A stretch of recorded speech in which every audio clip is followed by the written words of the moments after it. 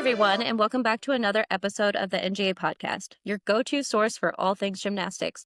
I'm your host, Rebecca Grady, and I'm joined here with my incredible co-hosts, Dr. Ian Kreider. Rob Axelrod. All right, so school's starting, schedules are changing, and I think we're starting to all feel it.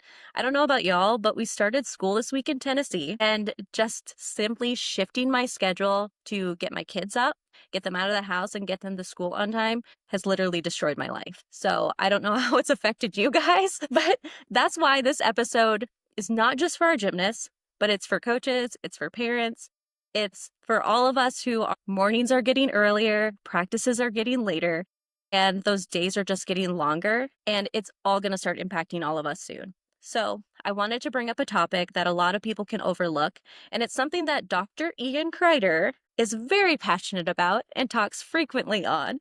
And honestly, whenever I talk to any of Ian's gymnasts, I can pretty much know that they're going to give me a detailed response about sleep because he talks about it so much. I And love they're it. so knowledgeable in the area. As they should. Good grief. Exactly. So, Ian, let's start with you and let's just kind of start discussing why is sleep so important at this time, especially with this transition of going back to school. Yep. Yeah, great. So sleep is the biggest way that our bodies recover. During the day, your body is so busy doing other things that it doesn't always have the chance to heal stuff, repair stuff, build stuff, grow. So it doesn't always have the opportunity to do those things during the day because of all the output that you're trying to get done. And so what sleep does is lets your body rest, recover. That's when your body gets most of its healing done. If there's an injury, that's when your body does most of its recovery. If there's been like muscle damage from a practice or conditioning, that's when your body grows the most, is at night. Growing pains usually happen like in the late evening as you're getting ready for bed. It's usually not at noon, right, on a random Tuesday or something. It's usually right before bed is when growing pains happen. And it also allows like your immune system to get boosted at night and recover. There's some other really nice benefits to sleep, but we do know that if you don't get enough sleep, and it doesn't take much, but if you don't get enough sleep, then your body, your gymnast is 1.7 times more likely to get injured. And it's not even like, well, if they only get 4 hours of sleep at night, then that's when that really increases. It can be as little as one less hour of sleep sets you up for injury. Which is a big deal. And so one thing I like to make sure everyone knows is how much sleep you actually need, because whenever I ask that question, most people just say 8 hours, right? That's the thing that's kind of been drilled into people's heads is I need 8 hours of sleep. And that might be appropriate for adults, but for kids, it's not necessarily appropriate. And so what I mean by that is from the ages 6 to 13, your kids need 9 to 11 hours of sleep a night. So 8 hours of sleep in that age group, even if they're 12 or 13 years old, could be completely inappropriate and set them up for injuries, could set them up for growth inhibition or growth stagnation, right?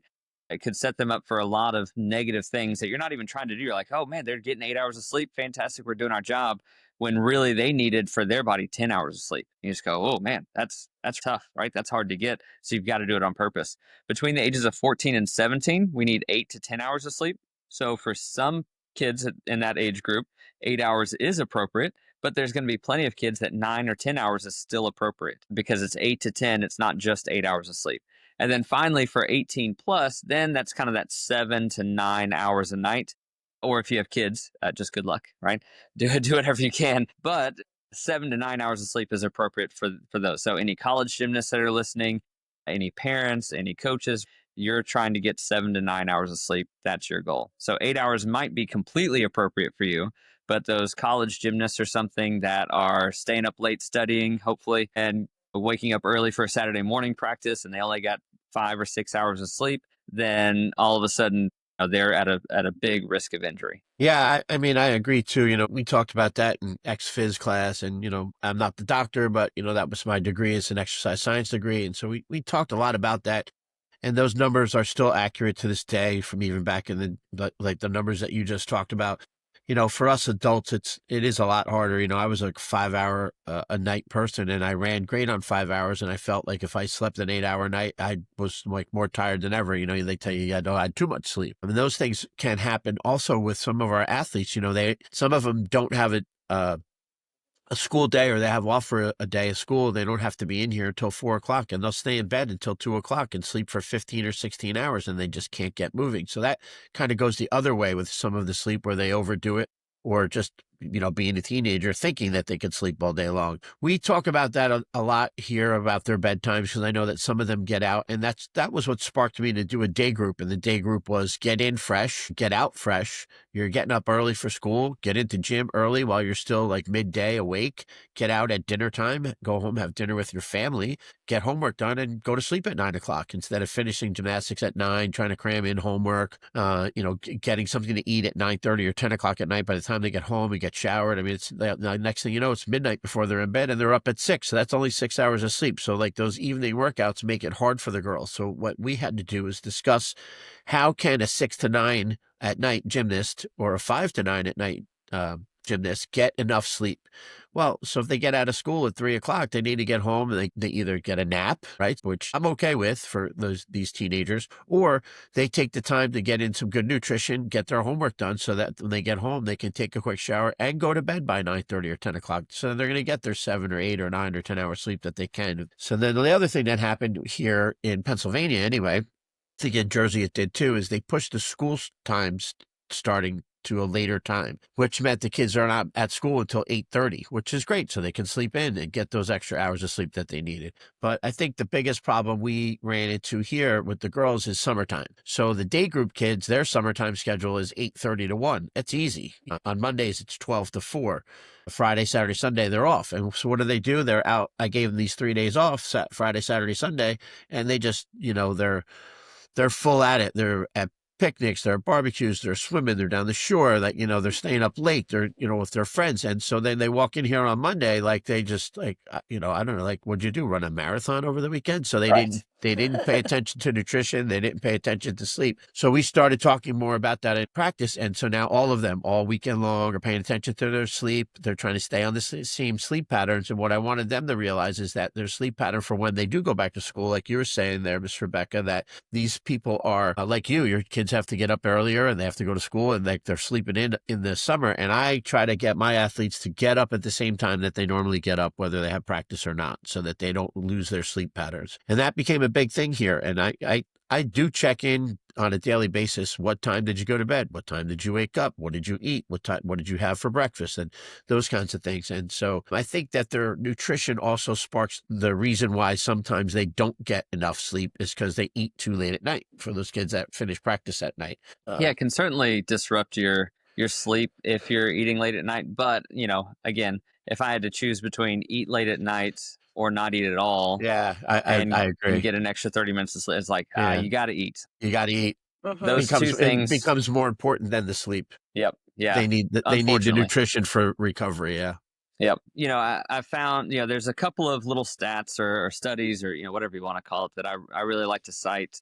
For adults, especially, I like to tell them that, if you're running on 4 hours of sleep or less, your reaction time is about the same as a drunk driver. And so if you're talking about a coach that, maybe they traveled back from a meet and they have practice the next morning or whatever it is, and they only got 4 hours of sleep, maybe that's not a heavy spotting day, because you might be the reason why somebody messes up or why somebody gets hurt. So don't be that reason, right? Make sure that if you are getting enough sleep, then you're good to go. But if you're not, be really careful about what you choose to do. And then another little thing that I like to cite is they did this little case study with a tennis player, and they had him serve an adequate amount of sleep, serve a whole bunch of serves, and like 90% of his serves went inbounds. Then they had him get one less hour of sleep, not 1 hour of sleep, but one less hour of sleep the next time they ran the test. And so maybe instead of 8 hours, he got 7 hours. Instead of 7, he got 6. And then they had him run the test again, serve a whole bunch of serves, and over 50% of his serves went out of bounds. And so maybe it was not, it's just one person. It's not like it's a super robust study or anything, but it just kind of goes to show not all of those serves could have been just randomly bad,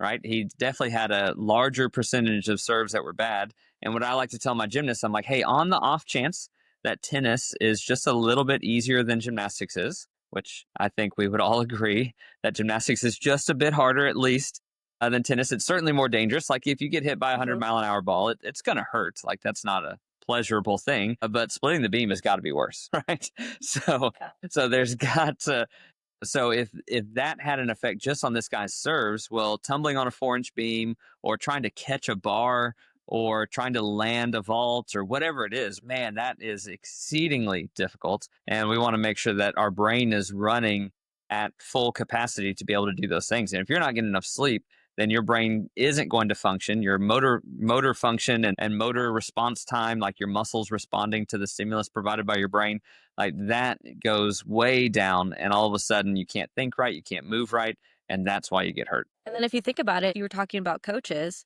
from that perspective too. If your reaction time is going to be slower if you're not getting sleep, then think about how that's going to affect your response to your gymnast, how you're going to take in the information that they're giving you. So if you have gymnasts who maybe are asking questions, you could perceive it as them being argumentative versus Right. what they're actually doing. So just being mindful that your sleep affects how you receive the information from the people around you and how you interpret that and then respond. For sure. And we know that like when you don't get enough sleep at night, most people are more irritable or they Uh-huh. make worse decisions or, you're and like especially you see it in kids, right? Because they can't hide things as well as adults can.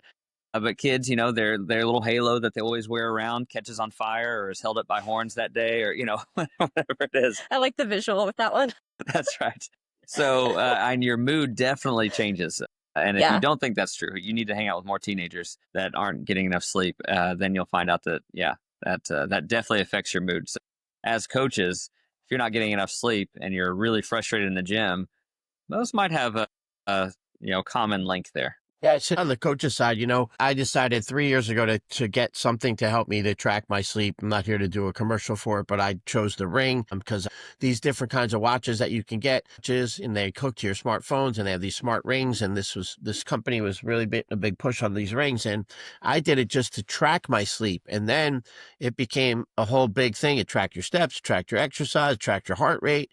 It did your oxygen saturation in your blood. So that became a new feature they added to it. And so all of these things to see what was going on with myself. And I noticed that I was consistently like in the 70s. It's rated out of 100. So you could say, oh, my sleeps are like getting a C. But then I would go on the weekend for a meet. We'd travel, drive 5 hours, get there, sleep 3 hours, 4 hours, get up, go to a meet, on your feet the entire day, 12, 13, 14-hour day, go eat late, go back to sleep. You're back up 4 hours later. And so I'm getting in the 50s while I'm at the competitions. And like where else is it more important that I'm on my toes, that I'm at a competition? Not that I do a lot of spotting. Most of my athletes have their skills that they need. I'm kind of trying to make that a big thing. I don't have to spot at a meet, but you need to be ready for anything. Your action time has got to be quick. And, especially if you're with the little ones and they're just squat-ons and you're standing between the bars or they're Oh, jumping yeah. into a high bar. I mean, those are really important things. So the Ring for myself really helped me to track my sleep. And, for all of you out there, I was telling my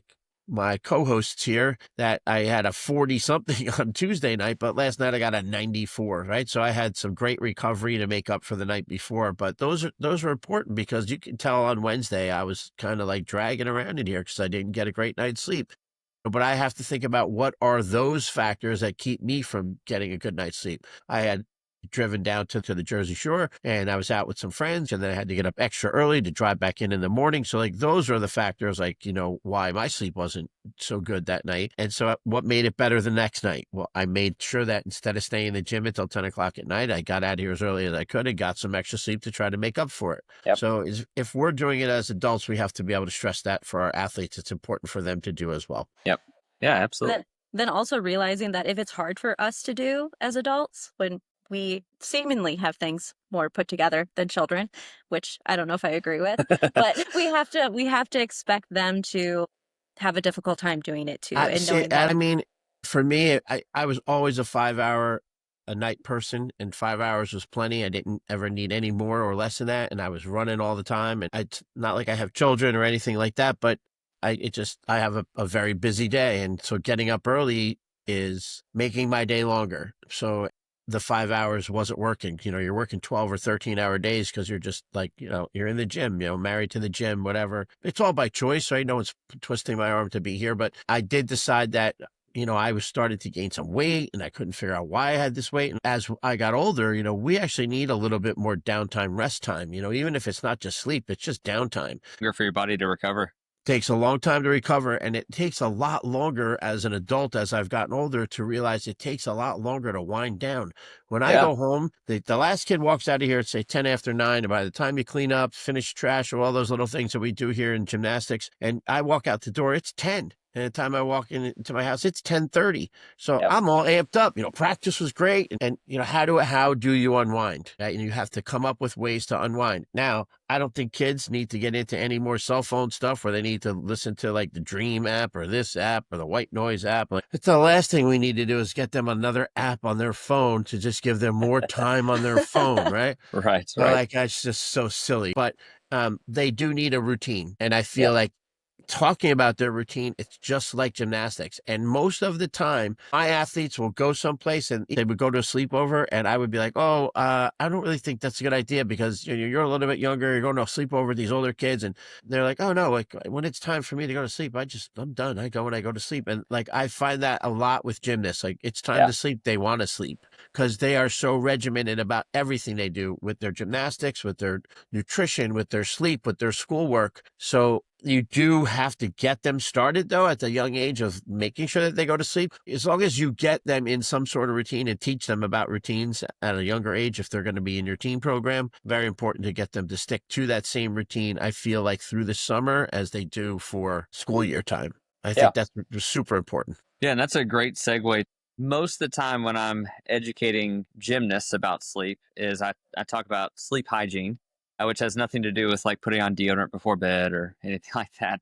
But sleep hygiene is just about how to purposefully get good sleep and get to sleep fast. Because when I go around to different gyms and I talk to their athletes or I go to camps and I talk to their kids, I would say probably about 80% of kids aren't getting enough sleep, if not a little bit more than that, but probably around 80%, because I'll do the thing I did at the beginning of this, hey, this is how much sleep you need. And I say, all right, now take 5 seconds, do some math in your head. Who isn't getting enough sleep at night? And man, hands go up all over the place, right? If I ask beforehand, probably 3 or 4 hands will go up, right? In like a group of 20, right? 3 or 4 hands will go up if I ask if you're getting enough sleep or if you're not getting enough sleep before I tell them how many hours they need, because they're all thinking 8 hours, right? And then and it's usually the older girls that'll admit they're not getting enough sleep because they're like 6 or 7 hours. And then I'll go over how much sleep they actually need, and man, it's like 80% probably that aren't getting enough sleep.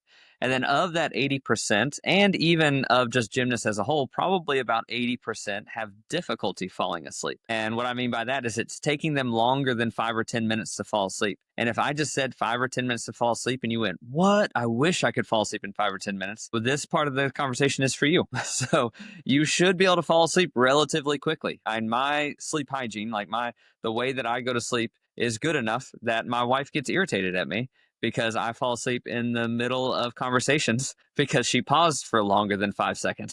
And I I just feel like drifted off. And she's like, "Did you just fall asleep?" I'm like, "Yeah, I just fell asleep. I'm in bed." more like narcolepsy. No, no, not during the day. Just just at night. So yeah, and you want to make sure that your sleep hygiene is really good. And so the 3 things that I tell gymnasts that you have to do to get good sleep. Number 1 is no technology at least 1 hour before bed. Now, the sleep people, whoever they are, they say 2 hours before bed. I just ask that these kids meet me halfway because right now most of them are 0 hours before bed. They're still on technology. Give me 1 hour. And then if that doesn't quite do it, then let's go 2 hours. But at least 1 hour before bed, no technology, which for some of our athletes, like Rob's athletes that get out at 9 o'clock, that might mean that after gym, they don't get to get on their phones. Oh no, right? It's And the That'll that's be worst thing in so that the hard for world. them. that's definitely not happening. It's They're in the back seat on the phone on the way home. I know it's crazy. So that might mean that they don't get on their phones that evening when they get out of practice, and that might sound crazy to the gymnasts that are listening to this. Hopefully, some of them are listening to it, but you can do it. I promise. I'll get into a little bit of some psychology and trying to guilt you into doing no technology. Now, the reason why is blue light, right? The light that is produced by screens. You can turn off blue light. So in a pinch, you can turn off blue light on, like, my iPad will turn off at like 8 o'clock. I think the blue light turns off, and my phone at 9 o'clock, the blue light turns off on my phone. So that way, if I do have to get on it, at least I'm not getting blue light into my eyes. But blue light specifically tells your brain, hey, it's time to stop producing melatonin, the thing that gets you groggy and makes you fall asleep. It's time to stop producing melatonin. It's time to wake up and get going, right? Well, that's not what we want right before bed, right? And so I'll have gymnasts, well, I like to watch TV to fall asleep. I'm like, don't, sorry. Too bad. So we want to make sure that no technology at least an hour before bed. And they're probably not watching things that help them fall asleep. They're not watching a video of like a deer going up to a stream and getting a little drink and snuggling up in the grass. That's not what they're watching, right? They're watching exciting things. The guy that throws the football to the shark and the shark tosses it in the flaming basketball hoop or whatever it is. They're watching exciting things that gets their brain going. And so we need to Gymnastics calm things fails. down. Gymnastics fails. Yeah, that's great to do right before bed or ever. Yeah. So Never, never do yeah, that. never do that. I don't even like watching them, and I don't even do gymnastics anymore. So, no technology at least an hour before bed. The second thing is what Rob touched on, which was you need a sleep routine. So, you need to get in the Mhm. habit of sleep, and you need to do the same exact thing in the same exact order every single night before you go to bed. And the thing that I point out is like, hey, if you do the same floor routine all season long, does it get harder or does it get easier? Easier, right? If you do the same conditioning for a month, does it get harder or does it get easier? It gets easier. So your body thrives on routine. So if you do the same bedtime routine every single night before you fall asleep, is it going to get harder or easier to fall asleep? It's going to get easier to fall asleep because your body thrives on that routine. So we want to make sure that we give your body a routine to go on. And then the last thing, and this is most difficult for probably my homeschoolers, is the bed is only for sleep. Because homeschool kids, they do homework in bed, they play their Nintendo Switch in bed, they watch TV and like everything happens in their room. So get Mhm. out of the bed, make it up in the morning, don't get back in unless you're taking a nap or going to bed. So the bed is only for sleep. We want that bed to mean sleep in your brain because that's what your brain's trying to do. It's trying to make connections. If the first time you ever met me, I said, "Hey, my name's Ian," you said, "Oh man, I got a cousin named Ian." Now all of a sudden you remember my name a little bit easier. Here in the South, if you smell biscuits baking, you might think about going to grandma's house. If you smell popcorn, you might think about going to the movies, right? But your brain is always trying to make those connections. And so when you lay your head down on that sweaty, nasty, greasy, drool filled pillow, your body thinks, time to look at my phone. Or does it think, time to go to sleep? And that's the difference. We want to make sure that that connection equals sleep, not anything else.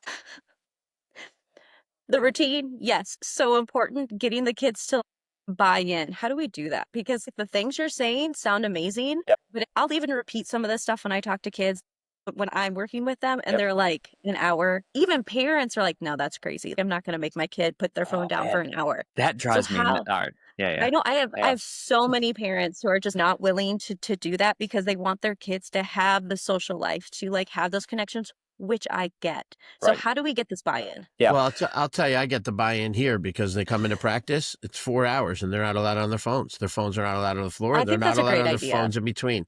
And if they have their phones out in between, like I go out, my day group gets a snack at the same time every day, especially in the summer. I give them a little bit of time during the year. We train 4.5 hours in the summer and 4 hours in the fall. But I'll go out and all of them have their phones on. I'm like, why are your phones out? I'm like, well, we're on Hmm. snack time. No, put them away. They go in their locker and they're like, and they looking around. The Get glow is off coming your out of their phone. locker onto their face, Yeah, right? just get Yeah. out of. And so they've been really good about it. And we talk about their phones like, girls, you can't be in a group text that you're up all night long and you're texting other people that want to try to sleep and their phones are going off, ding, ding, ding. And my friends do it, and I just hide alerts, Yep. or leave the conversation. And Do not so disturb. it's been easier to get them to fall into a routine with their phones as well as their gymnastics because we talk about it. It's it's not the whole unforbidden thing, like, well, the phone. Yeah, listen, Yeah. just leave it alone. And so it's been working. It's really working out well here. Yeah, I'll get on my little soapbox here for the parents first, and you can not like me, and it's fine.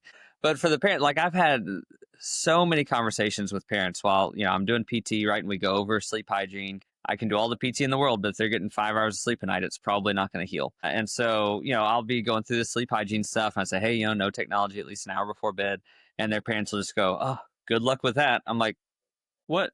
What do you mean? Good luck with it? Whose phone is that? It's your phone that they get to borrow, right? They probably didn't pay for that phone on their own, and even if they did, they're not an adult. They don't get to make those choices. So you have control over that phone. It is your phone that they have the privilege of using, and so you get to set the rules in your household. And one of those rules should be no technology at least an hour before bed. And technology is amazing now. There's all sorts of parental controls that you can set where literally their phone turns off at 9 o'clock or becomes completely useless. It might as well be a doorstop at 9 o'clock at night. And You can set family policies of, hey, everyone's phone, including mom and dad's, or whatever you decide, but like all the kids' phones have to be in the kitchen plugged up for the next morning at 8 o'clock or 9 o'clock or whatever it is. But make some family rules, make some policies. Be responsible, and make decisions for your kids when they are incapable of making the right decision. Right. And then the guilt trip for the gymnast. So this will be this is how I put it to gymnasts is I go, hey, how hard do you work in the gym? Do you cheat a bunch, or are you doing what you're supposed to be doing and you're working hard? Gymnasts are really good. Of course, kids are going to cheat on conditioning or whatever every once in a while, but for the most part, and compared to the general population, gymnasts are really responsible and really on top of things. And so no, they don't cheat on conditioning. I'm like, all right, well, do you do your assignments in the gym? Are you really putting forth effort? Are you sweating? Are you working hard in the gym? Like, yeah, I'm working so hard, right? Like, are you ripping up your hands and getting bloody and still swinging? Like, yeah, I do that sometimes. Like, you're willing to put forth that much effort, but you won't put your phone down for an hour before bed, or you won't eat breakfast every morning. And so when you put it in perspective like that, I'm like, it would be so silly. You have all these big goals, because I'm usually talking to high achieving gymnasts. They're like, want to do level 10 gymnastics, or they want to do college gymnastics or something like that, right? And I say it would be so silly to go, I don't want to reach my goal of college gymnastics simply because I want to look at my phone until I'm going to sleep at night. And that's kind of like oh man, that's kind of a salt on an open wound there. But it's true. I had a gymnast a couple years ago that she was an okay gymnast, but she was a really good pole vaulter. And so her senior year, she wanted to finish up her senior year of gymnastics, but she was really trying to get a pole vault scholarship.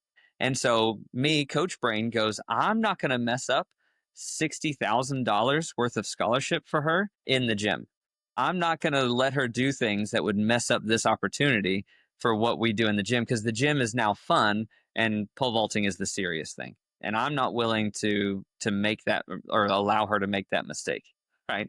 And so we kind of took it easy her senior year and just did things that she was super comfortable with. Like I don't think we even competed bars that year. And we just did things that she was super comfortable with. So that way we didn't risk the mess up of getting an injury or something and ruining her pole vaulting chances. And so it's the same thing with these little habits and stuff. Like we'll talk about nutrition coming up with a guest that we're going to have on here. And it would be so silly to go, I won't be able to do college gymnastics because I want to skip breakfast every morning, or I want to look at my phone until 9:59 and I'm going to bed at 10 o'clock.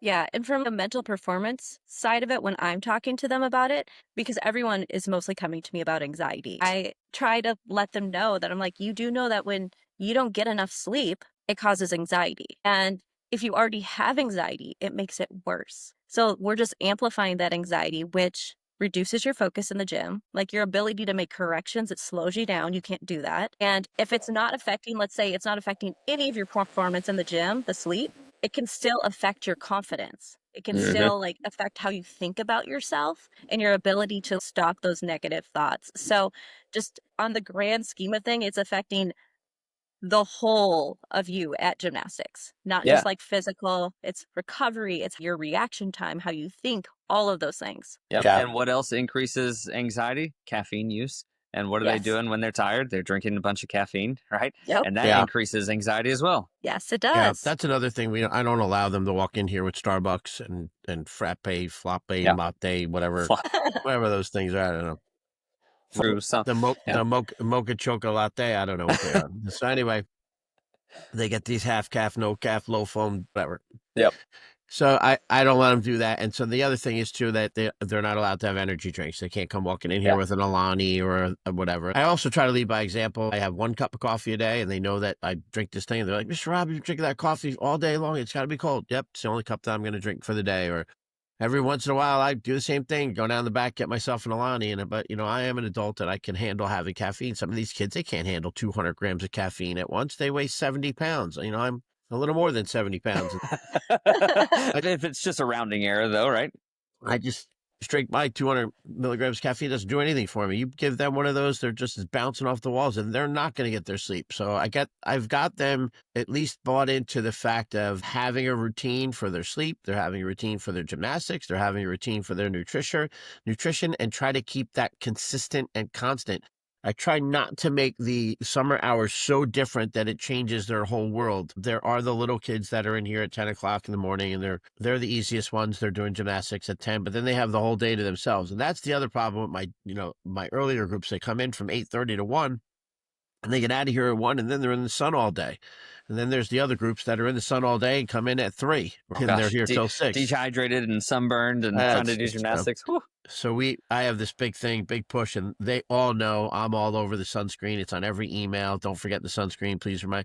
And the other thing I try to remind myself is, as much as I say what I want for them, is that I'm not here to raise them. Although I feel like I had to play my part in a role of raising children as far Right. as like to the moral standards of the gym, but it can't be my own personal standards. That's what parenting is for. Their parents have to do that. But I think the biggest thing I can leave you with, like my last little point for everybody, is try to, when you're thinking about your schedules for summer and when you're thinking about your schedules for the year, who are the most affected by their sleep schedules? And it's usually the teenagers. So get the little kids in early, get them out early, let them go nuts. They fall asleep at 8 o'clock anyway. And then the older kids, get them in a little bit later, let them sleep in through the summer. They could use the extra sleep, and they will adjust within 1 to 2 weeks of getting back into their sleep patterns. And I think that probably last thoughts for me is just modeling what we want our kids to do in the gym, because that's a big thing. Because a lot of times kids aren't going to listen to us, but they will pay attention to how we behave Hmm. and how we interact with each other and the things that we do for ourselves in our lives to make things better. Yeah, So, yeah. Just to, one more thing is like all the kids know when I come in, I talk about my sleep score. So that Yeah, whole yeah. modeling thing is like, so it was like a little bit obsessive for me, because first thing I do when I wake up in the morning is I grab my phone, see what How my was it? score, How did I do? how did I do last night? And then now it's like competitive sleeping, because I'm sending it to like these 3 guys that I turned on to getting the ring. So now they're like, holy moly, you got a 94. I got a 75 last night. So I always tell all the kids, like, Mr. Rob won again today, 94. So it's important to them to see that the sleep is important to me, and it's better for my health and being healthy. And that's part of my part there. I agree with Miss Rebecca as the For sure. modeling So, helps. like Rebecca said at the very beginning, my girls are definitely educated in sleep. And if they're not, they just haven't listened to me ever. They are definitely educated in sleep, and man, they'll talk to me, right? They're like, "Well, what time do you go to bed at night?" I'm like, "Well, my phone goes on do not disturb at 9 o'clock, and then I usually am in bed like 9:30, 10, depends on who's reading to my son that night, and then I wake up at 6 every day." Pretty much. Every once in a while I sleep in, but 6 every day. So I get my 7, 8 hours of sleep, and I do really well on it. And then they'll get on to me when I have to do something that I don't get enough sleep, which I think is really comical. It's fun. And like one time we were doing like a kind of last minute like Disney trip, and my wife and son were able to go down the day before. I was going to coach that evening and then just drive through the night, meet them there. Then we're going to do Disney, which again, not the best idea ever in the world. And I was telling my athletes, what my plan was. They're like, "What? You get on to us all the time about not getting enough sleep, and you're just going to drive through the night and not get any sleep at all?" I'm like, "Yes, and yes, I am a hypocrite sometimes, but it's just what had to be done. And as an adult, I have to do things that I don't advise children to do." So, so yeah, so it's fun though to see them, because they are looking to us to model like what you just said, and they'll notice that, like Rob has talked about this too, that he'll have snacks in the gym, and the girls like, "Oh, what are you eating today?" Right, and the girls will do the same thing to me, like because I talk to them about nutrition and getting in enough food and all that, and like, "Oh, you're eating a snack?" I'm like, "Yeah, I've been working hard too. It's time for me to have a snack. Been here since 1 o'clock. What are we doing here?" Yeah, they're very funny. They like to come over like, well, what are you eating today for dinner? They're like, mhm. salad and chicken again. I'm like, no, salad and salmon today. That's right. Or like I had a protein bar, but it was like one of those like chocolate covered ones. Yeah. They're like, "Are you eating a Snickers?" I'm like, "No, it's a protein bar. Thank you very much." I But also, I can have a Snickers if I want to. Usually at 12 o'clock, I walk around with like a beef patty, like a burger. And they're like, oh, Yeah, he's eating his piece of meat again. I'm like, yeah, I got my protein. I can't wait to hear what Carrie has to say about all this. I know. I love it. I love it. Say what you want. So we want to model those things. We want to model a good, healthy lifestyle for our gymnasts, because that's what we want from them.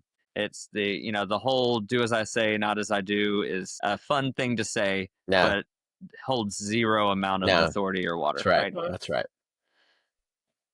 You can look at gyms that have unhealthy coaches, and you can look at their gymnasts, and you notice the difference between their gymnasts and the gyms that have healthy coaches. Yes. and it makes a huge difference. Just like you can look at families and do the same thing, right? Unhealthy families have unhealthy kids. Healthy families have healthy kids. And it doesn't necessarily mean that you're eating kale salads every day. That's not what we're talking about here, right? But just general habits and general routines and things that help you be a healthier, better person. That's what we're trying to get at. Yep. Get your sleep in, everybody. That's right. Get some Yes. sleep. Yeah. So Crying if out loud. you're listening and you've been dragging through practice, whether you're a coach or an athlete, if you've been feeling more emotional or just not feeling like yourself, check your sleep first. That could be an easy solution to the problem. And remember, this time of year is hard. We're going back to school, schedules are changing, so give yourself some grace. Gymnasts, coaches, parents, you're all doing a lot. And remember, sleep isn't just a bonus, it's a foundation to what we need. So be mindful of your schedule. Remember how you're modeling things. And if you enjoyed this episode, please be sure to subscribe, leave a review, and share it with anyone who could benefit from the conversation. So thank you for joining us here at the NGA podcast. And until next time, stay happy, healthy, and high performing.